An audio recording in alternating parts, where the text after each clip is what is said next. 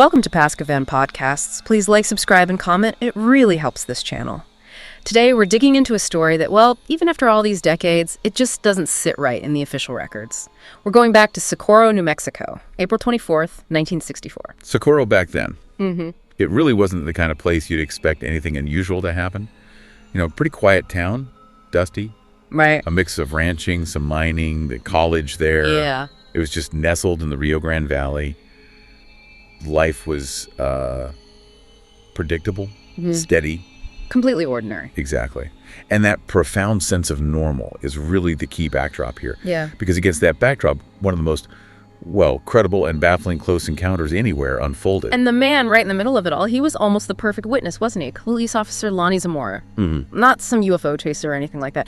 He was known for being incredibly diligent, almost painfully humble, you could say. Yeah, very low-key. And just rock-solid honest, a really respected guy in the community, the absolute last person you'd picture getting caught up in a mystery that would pull in, the Air Force, the FBI. And that integrity, his professional standing, it's the bedrock of this whole thing. I mean, if he'd been known as someone who, stretched the truth or sought attention... They'd have dismissed it right away. Instantly. Yeah. The physical evidence probably wouldn't have mattered. But because it was Zamora, they had to take the evidence seriously. They couldn't just wave it away. So it's this ordinary afternoon, April 24th, around, 5:45 p.m.? About then, yeah. Late afternoon. The Zamora's on patrol, just doing his job, and the desert quiet is just shattered. He hears this roar. But not like a jet engine, he recognized. Uh-huh. Something deep, mechanical, powerful, and just wrong, out of place. And almost immediately after the roar, there's a flash of light low in the sky. Blue-orange. Vivid blue and orange, yeah. Maybe half a mile away, down in the Arroyo area. Okay, and this is where Zamora's training kicks in, right? His reaction is crucial. Absolutely. Because he didn't think, aliens! His mind went straight to a local emergency. That's the vital part that makes his account so grounded initially. So what we're going to do now is really examine the source material around this single event. An incident so well documented, with physical traces left right there on the ground, that it basically forced the U.S. Air Force's Project Blue Book and the FBI to launch full-scale investigations. It's a rare case. Very rare. Where the Earth itself, the scorch marks, the impressions, testified to something landing and taking off. Something that remains officially unidentified. Okay, so Lonnie Zamora hears this incredible roar, sees the flash. What's his immediate thought process? It's all practical police work. He thinks car wreck, maybe, or a gas station explosion out in the sticks, something like that. A small plane crash was another possibility. Right. His training just takes over. Duty first, confusion second. He wasn't, chasing a mystery. He was responding to what he assumed was a potential disaster needing help. Exactly. And that initial assessment, that grounded approach, is so important for his credibility later on. He immediately radioed his dispatcher. What did he say? Something like he was checking out what sounded like a possible wrecked auto. Standard procedure. Then he pushed his patrol car, it was a 64 Ford, I think. Right. Pushed it hard down this rough dirt road leading towards the sound into the Arroyo country.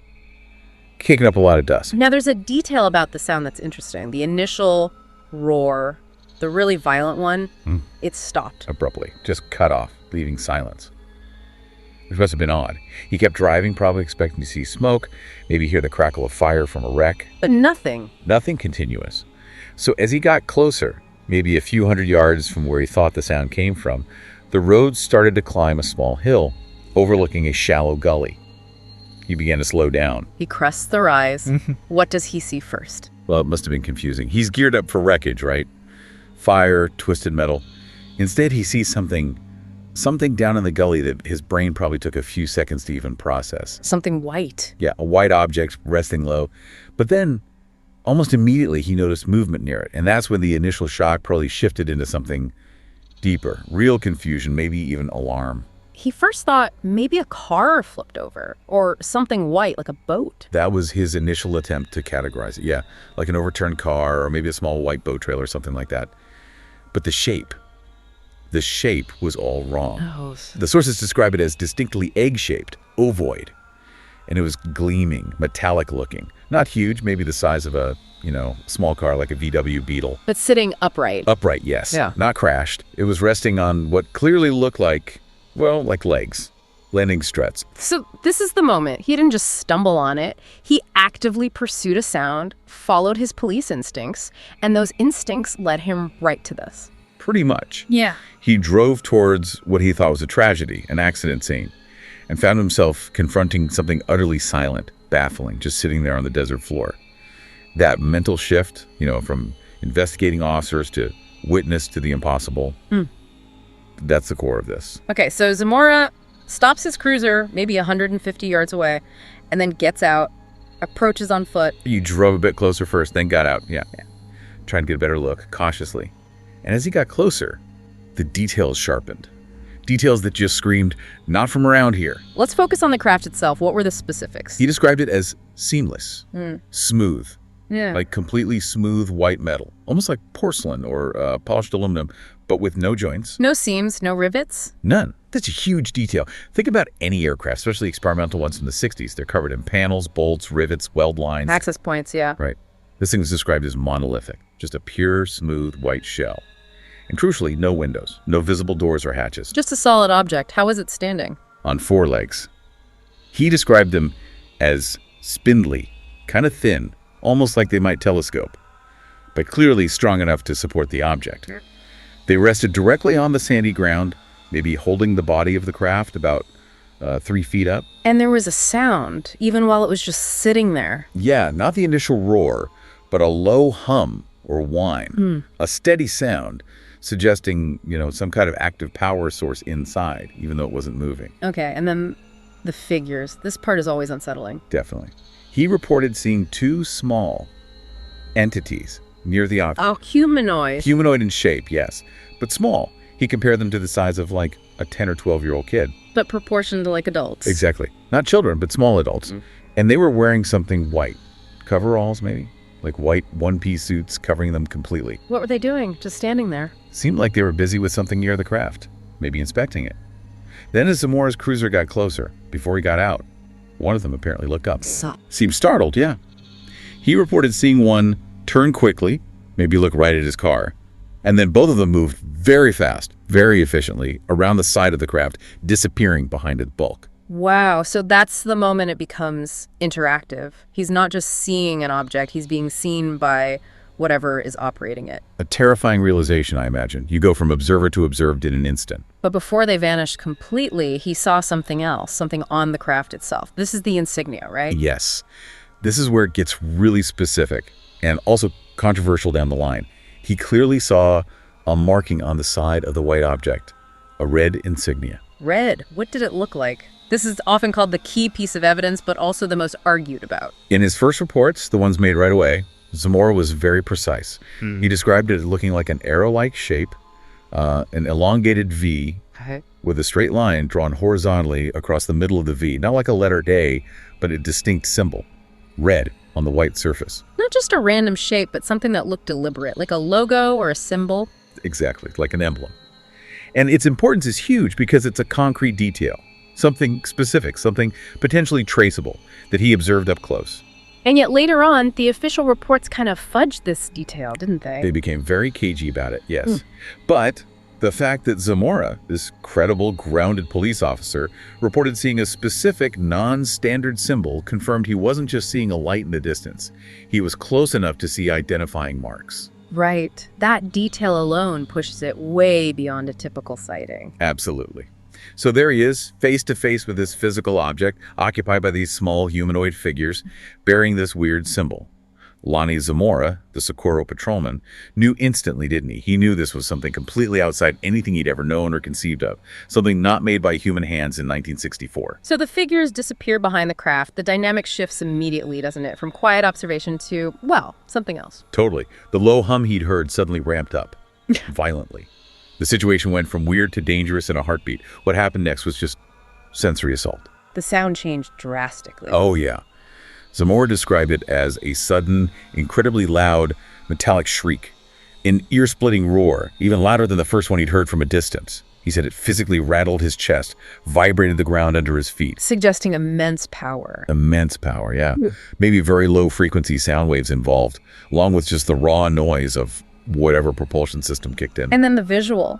The fire, the sources are really vivid about this. A huge blast of flame and what looked like exhaust just erupted from the underside of the craft instantly. He described the flames as incredibly bright, a mix of intense orange and blue. Orange and blue, that's specific. It is. It suggests maybe a chemical reaction, high heat, but distinct from, say, a standard rocket's white-hot plume or a Jex Gray exhaust back then. This concentrated, violent, and it immediately started to scorch the brush nearby. Zamora's reaction, he must have been terrified. Pure survival instinct kicked in. He knew that heat, that force, was dangerous. He basically dove for cover, scrambling backwards and throwing himself behind a small rise, a little hillock nearby, to shield himself from the direct blast. Adrenaline surging, I bet. Had to be. Just raw terror, feeling overwhelmed by this uncontrollable power unleashed just yards away. Did he see it lift off? He risked looking up from cover. The craft, now roaring and blasting fire, lifted straight up. He mentioned it wobbled for just a second. Wobbled. That's interesting. Yeah, like a brief moment of instability, maybe, or perhaps correcting its orientation. Then it just accelerated, smoothly, but incredibly rapidly, up and away toward the southwest. How fast? He said within maybe 3-5 seconds, it went from hovering just off the ground to being a tiny point of light disappearing in the distance. Vanish, leaving just silence again. And dust. But this time, it wasn't just silence and dust left behind. This is the crucial difference, isn't it? The physical evidence. Absolutely. This is what sets Socorro apart from, 99% of sightings. As soon as the craft was gone, Zamora, probably shaking but still functioning as an officer, went back to the exact spot. And what he saw, that was the proof. What did the landing site look like? The ground was massively disturbed. That blast of fire left a clear, visibly scorched area. Blackened earth, roughly elliptical in shape, about 18 feet by 24 feet, the measurements later showed. And it wasn't just discolored dirt. No. Vegetation within that ellipse, mostly desert scrub like creosote bushes, was literally smoldering. Some patches were burned down to ash. The heat had been intense and focused downwards. And the landing gear impression. That's the other huge piece. Where the four spindly legs had rested, there were 4 very distinct impressions left in the soil. Clear indentations. How were they arranged? In a sort of trapezoidal pattern. Not quite square. Investigators later measured them carefully. They were sharp-edged, about 10 inches long, maybe 3 inches deep. 3 inches deep in that kind of soil. That implies weight, doesn't it? Significant weight. Especially in the packed, sandy, sort of volcanic soil you find in that part of New Mexico. To make crisp indentations that deep suggests the craft, even if small, wasn't lightweight. It had mass. So you've got the sheer power needed for that kind of takeoff roar and the 18 by 24 foot scorched zone, plus the force to leave those deep impressions. Yeah, you're talking about some kind of propulsion system and structural density way beyond anything publicly known in 1964, or maybe even now. Was there anything else found right away? Well, later Air Force analysis noted something else interesting. It wasn't just the surface soil that was scorched.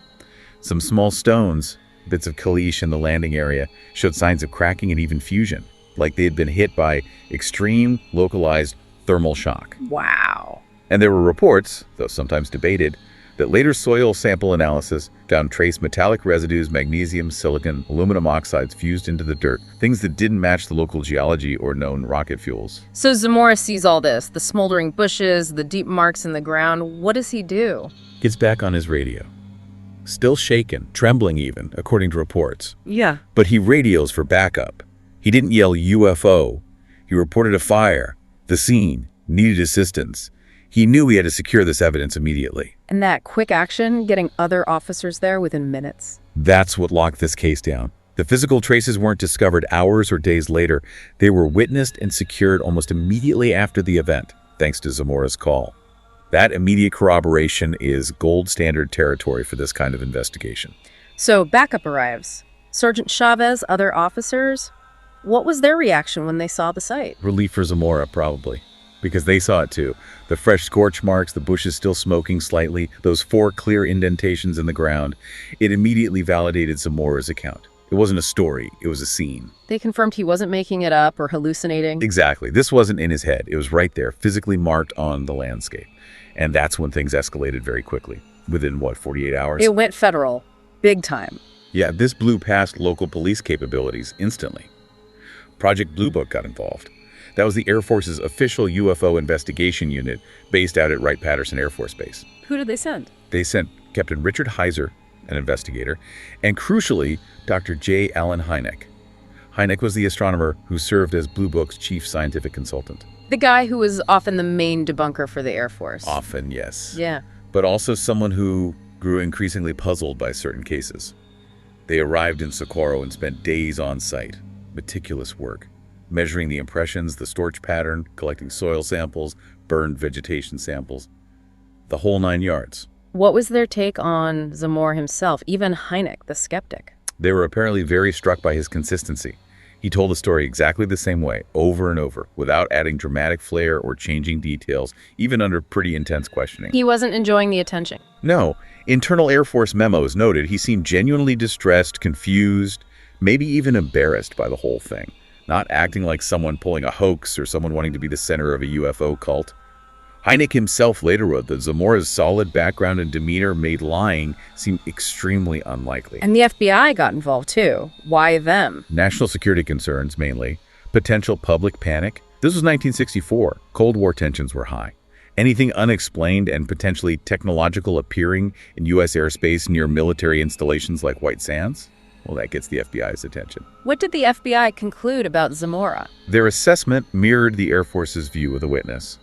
FBI files describe Zamora as sincere, well-regarded, having good character. Their investigation found zero evidence that he had fabricated the story or was involved in any kind of hoax himself. So, with the witness deemed credible by multiple agencies, the focus had to shift entirely to explaining the physical evidence, right? Oh, was it?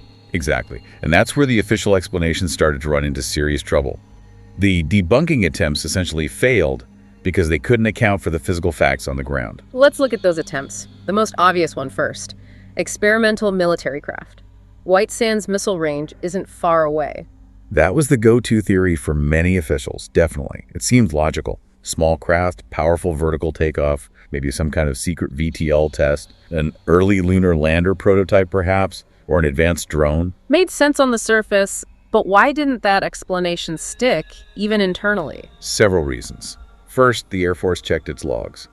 Privately, they had to admit no tests scheduled for that day or even recently matched the Zamora's description, especially not something with that kind of fiery, ground-scorching propulsion and little occupants in white suits. Right, the figures complicate the military theory.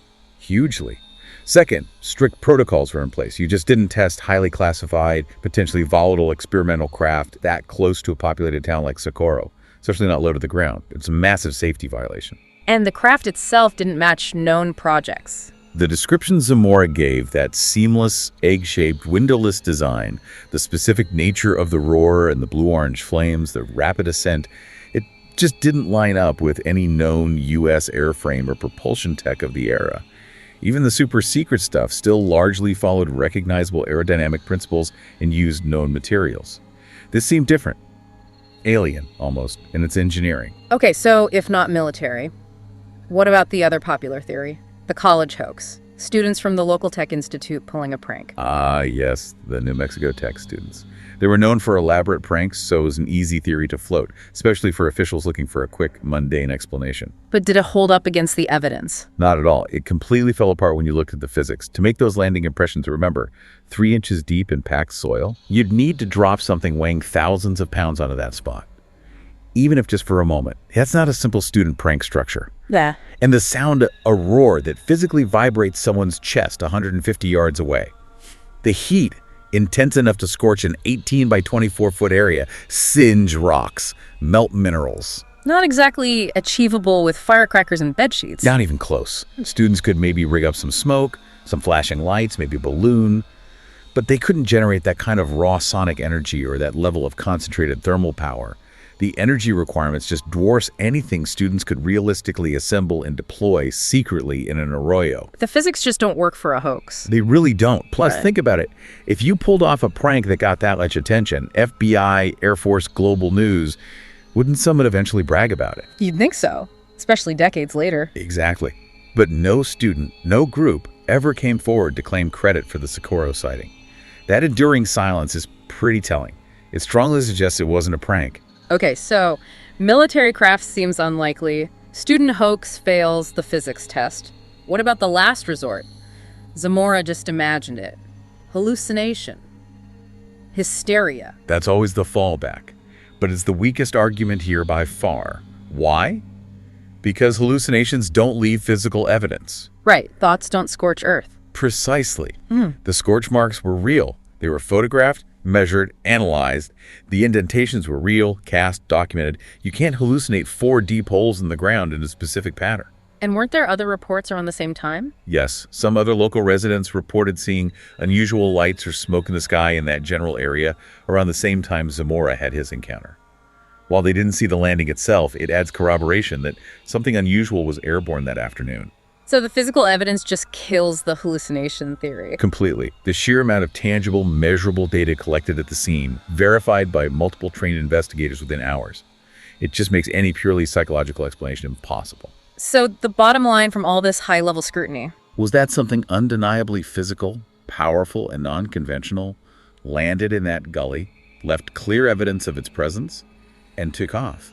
And the U.S. government, with all its resources in 1964, couldn't figure out what it was. Let's circle back to that red symbol Zamora saw on the side of the craft. The elongated V with the line through it. You mentioned it became controversial. Yeah, it's a really curious part of the story's aftermath. Zamora's initial description was quite clear and consistent. But the official reports later seemed fuzzy on it. Exactly. The way the symbol was described or drawn in some official documents released publicly or leaked over time seemed to vary. Sometimes simplified, sometimes subtly altered from Zamora's precise initial description. Why would they do that? Well, there are a couple of main theories. One is that the Air Force, or maybe another agency, deliberately held back the exact description. Why? As a kind of filter. A filter? How? If other people started claiming they'd seen the same craft, investigators could ask them to describe the symbol. If they got it wrong, or matched the inaccurate public version, they could be dismissed as copycats or hoaxers. Only someone who really saw it up close would know the true, specific design that Zamora originally reported. It's a way to weed out false reports. Okay, that's one possibility, a sort of information control mechanism. The other theory is a bit more unsettling. It suggests that maybe the symbol was recognized, or at least considered potentially identifiable, maybe not terrestrial, and they deliberately obscured it in the public record to prevent wider recognition or speculation about its origin, masking a potentially crucial clue. So the handling of the symbol hints that the investigators, even while officially saying unidentified, might have suspected more and felt a need to manage that specific detail very carefully. It certainly implies the symbol was considered significant, whether as a screening tool or as a piece of potentially sensitive information in itself. But while the officials were dealing with symbols and reports, the real weight of this whole event fell on Lonnie Zamora personally. It must have turned his life upside down. He wasn't looking for any of this. Absolutely not. He was, by all accounts, overwhelmed. Imagine being this quiet, respected local cop and suddenly you're world famous. Reporters hounding you, neighbors whispering, skeptics ridiculing you, military brass grilling you endlessly. It sounds exhausting and unpleasant. Deeply unpleasant. He actively shunned the spotlight. He never wrote a book, never sold his story for money, never went on the UFO lecture circuit. He just wanted to be left alone to do his job and live his life. The scrutiny took a heavy toll on him and his family. But through all that pressure, all the ridicule, years and years of it, he never changed his story, did he? Never once. Not a single detail. He remained completely consistent in his account from April 24th, 1964, until the day he died decades later. And that unwavering consistency from a man known for his honesty, who clearly gained nothing but trouble from the experience, that just massively amplifies his credibility. He just stuck to what he saw, knowing the scorch marks and indentations were real. Exactly.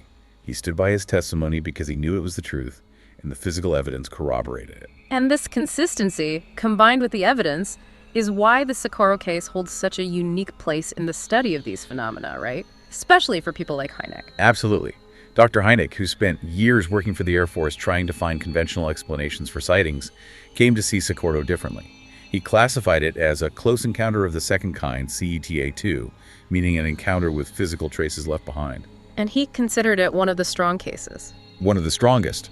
He often cited Socorro as one of the very few cases he personally investigated for Blue Book that he felt was genuinely baffling, truly unexplained, and pointed towards something genuinely unconventional. He highlighted the combination, the high reliability of the witness, plus the immediate, measurable, undeniable physical evidence. That combination is rare. Extremely rare. And it's why Socorro is often called the gold standard case for physical trace evidence in close encounters. It had everything skeptics usually demand but rarely get in one package. And the official conclusion from the Air Force itself after all the investigation. The final classification in the Project Blue Book files for the Socorro incident was that very rare designation, unidentified. Not insufficient data, not probable hoax, not possible military test. Nope, unidentified, which was, in the context of Blue Book's usual operations, a significant admission. It was a formal acknowledgement that the combined scientific and military intelligence apparatus of the United States in 1964 could not provide a conventional explanation for what Officer Lonnie Zamora encountered and what was left behind in that arroyo. It stands as this kind of stark, official question mark in the desert, a documented moment where something inexplicable interacted physically with our world. A historical marker, really. Proof, documented by the government itself, that something landed, left scars, and departed with technology that didn't seem to belong here. And it was all seen by one very credible, very reluctant witness. #TakeTagAtra. So let's just quickly recap why this Socorro sighting still resonates so strongly, why it resists easy answers after all this time. We've identified really 4 key pillars holding this case up. First, you've got the witness himself, Officer Lonnie Zamora.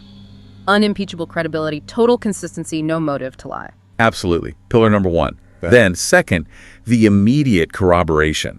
Other officers arriving within minutes, seeing the fresh physical evidence, the smoldering brush, the clear impressions before anything could be faked or altered. Right.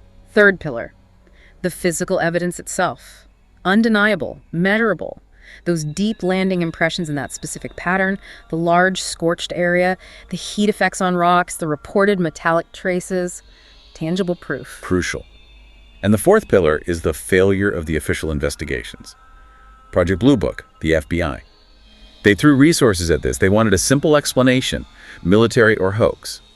But they couldn't make one fit all the facts. They were forced to conclude, unidentified. It's really a striking reminder, isn't it, that sometimes the most profound mysteries don't happen under city lights or in research labs. They happen in the most ordinary, out-of-the-way places. Like a quiet desert gully near Socorro. And they're witnessed not by people looking for marvels, but by people just trying to do their jobs, like Lonnie Zamora on patrol that afternoon. So we leave you with this thought to turn over in your mind. The authorities, including the U.S. Air Force, essentially confirmed that a highly credible witness encountered a physical craft. It landed with enough force and heat to scar the landscape. It took off with technology they couldn't identify.